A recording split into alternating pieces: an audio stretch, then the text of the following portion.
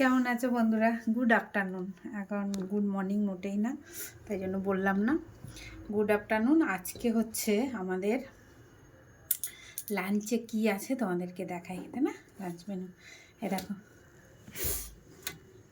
কি এটা? বাসমতি। দেখছো? ওহো, হেভি হয়েছে না? হেভি হয়েছে না কালারটা? ফটো তুলতে হবে একটা বন্ধুরা। তার সাথে আলুর দম। ওহো হো, এই যে নিরামিষ আলুর দম আর সাথে রসগোল্লা। রসগোল্লে। তো চলো, আমারও নিয়ে নিয়েছি এক থালা।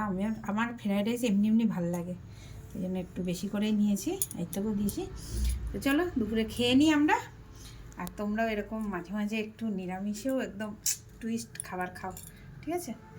দেখি খেয়ে একটু দেখি।